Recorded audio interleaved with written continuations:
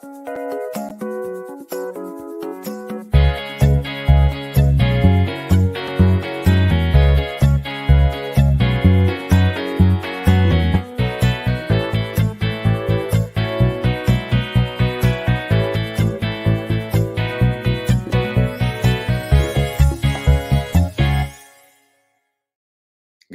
morning, everyone. How you doing today? It is Monday, the 28th of August, 2023. It's not 11:30. It's 8:30 a.m. right here in Tucson in the Old Pueblo, and it is time once again for our mindful moment. I'm Dr. Jonathan Zenz. I'm the minister here at Unity of Tucson. That's who I am. And it is a delight to share this time with you. Yes. How you doing? Whether you're watching live or on the replay, I would love for you to post a comment and let me know that you are here. Look, I see the magnificent Jerry Stratemeyer is here saying, good morning, everyone. Good morning to you, Jerry. Sherry is here saying, oh, you look like you had a good first day of mental muscle. I have had a good first day of mental muscle. It was a glorious, glorious session, and good day to all. Sherry is also offering. I do want to offer my constant reminder. I'm going to voice this out loud because I think it's good that we hear it. It's also a good reminder for me to remind myself of this truth. What is this? Well, I hold firm in this truth that is true for me. Determine if it's true for you. You are love. You are light. You are life. You are magnificent. And I am so grateful that you shine your light and share your magnificence with the world. Keep doing that, will you? Please? Yay! Let's see. Lisa, doing great. Grateful that you are doing great. Yes. And Silvana says, good morning, everyone. What a delight it is to share with you this virtual time. So today on the mindful moment, I had this thought, and it's been inspired, I will say. Yes, it's been inspired a little bit by mental muscle, which I started today. And if you're not part of the mental muscle program this time, it is close to further registrations. So I'm sorry that you're not able to get in on it now, but what an incredible group that are on this path with me for the next 16 weeks. Mental muscle being a 16-week boot camp for the mind that was developed by my mentor in ministry, Dr. James Mellon. And yeah, it was a great first day. That's all I'm going to say about it, because I also, we have a confidentiality agreement in mental muscle. We don't talk about the specifics. All I can say is that mental muscle is awesome. So anyway, I will do mental muscle again sometime in the future. That's neither here nor there. Oh, and I'm heavily meditated, by the way. But what I wanted to talk about, which was inspired by mental muscle this morning, by the session of mental muscle this morning, is this. You can't get the yes unless you ask. You cannot get the yes unless you ask. That's one of the mantras that I live by. And what that means is that I think very frequently we psych ourselves out of moving forward or having or seeing our vision through, because we're afraid we're going to be told no in some manner. It may come from something outside the self. It may come from within ourselves, that we tend to be living in a world full of no. And I think one of the great benefits, I'm going to sneeze. I feel a sneeze coming on. So if I sneeze, I apologize. I think one of the great benefits of my previous career, maybe you'll laugh at this. I hope you laugh at this. I think one of the great benefits of my previous career of being an actor was learning about no. So I'm going to start by saying an actor in their life pretty much spends their whole life, their whole experience, their whole career being told no. If I got a yes for every audition I ever went on, I would never not be working for the rest of my life, because there would be too many. I mean, in the acting profession, you go on multiple auditions all the time, and 90% of the time you're told no, you didn't get the job. And you hold out. You hold out in faith for that yes. Now, it would be really easy to say, well, I'm not going to get that. I'm not going to get that job. The audition is not going to work out for me. I'm not going to get that job. So I'm not going to even go on that audition, right? What's the point if I know that it's a more than 90% chance that it's going to be a no? Why should I even go? Well, if you don't go, you've assured yourself the no. You have assured yourself the no. So I started to live by the principle you can't get the yes unless you ask, which kept me motivated and going out and working to get those jobs. And I wouldn't find myself upset if I got a no, because I reframed the construct of no in my own mind. And some of you may have heard me say this before. You know what no means? It means next opportunity. And if you have a willingness to engage in the next opportunity, well, that next opportunity could very well be a yes. But if you don't engage yourself, then you are guaranteed a no. You cannot get the yes unless you ask.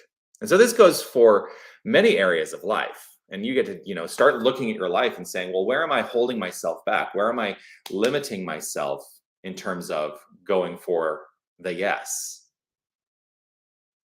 Just because I have some idea that it might not work out. Do I hold myself back because of the things I think might hold me back? Something to consider. That's the consideration today. Yes. Audrey is writing, yes is a truism which lies within our heart. Yes, it is.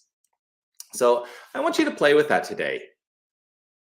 Just take a look at your life and say, where am I holding myself back by just accepting a no?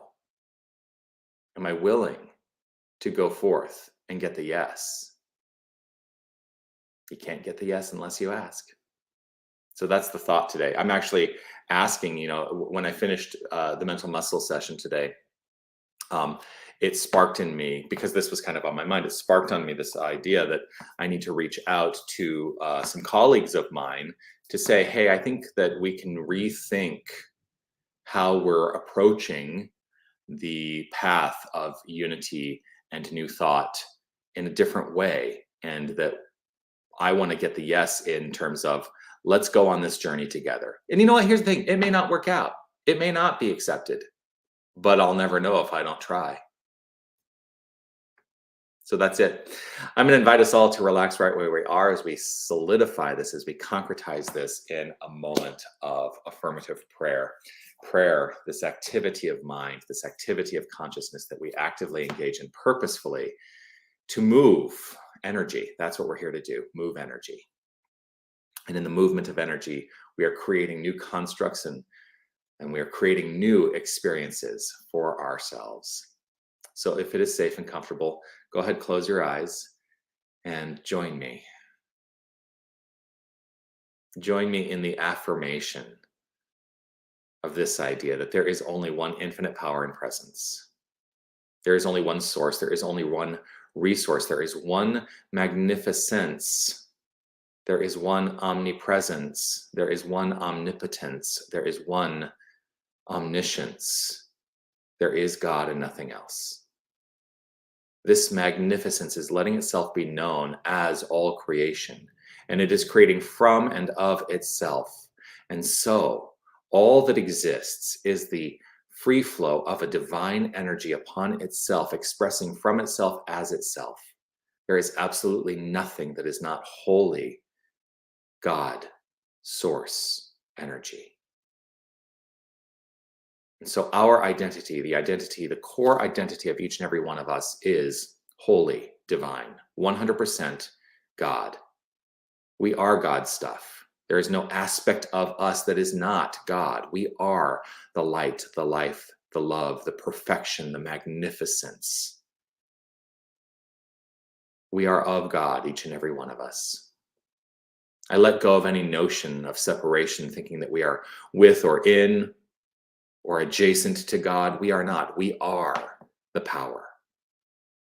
And so the word I speak right now is backed by the infinite creative power of the divine, for it is the divine speaking through my expression as the divine. And so I call upon this magnificent, infinite creative power to free each and every one of us from the notion, the idea, the construct that there is anything to fear in the exploration of our lives.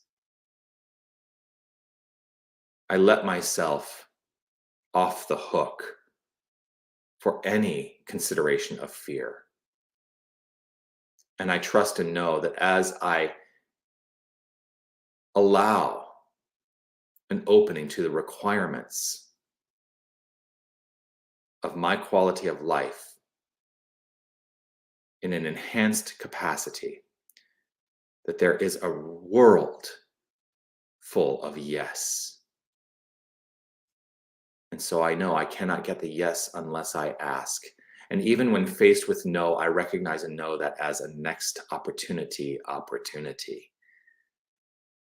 And so I continue to move forward, growing, evolving, and expanding, for that is the nature of the divine as me, as each and every one of us. We are the light, the life, and the power, expanding and evolving in every moment. And so I welcome the possibility of the yes, and I explore the possibility of the yes. I live my life to the fullest, and I trust and know that each and every one of us does the same. And it is with gratitude overflowing that I call upon this word spoken to be acted upon, and know that it is acted upon, for there can be no other alternative.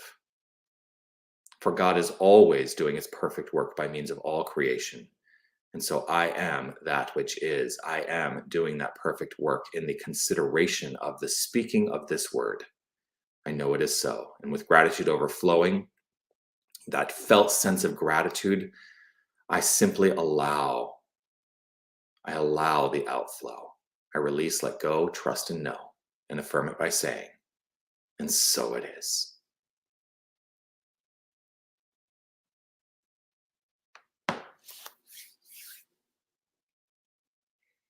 And so it is.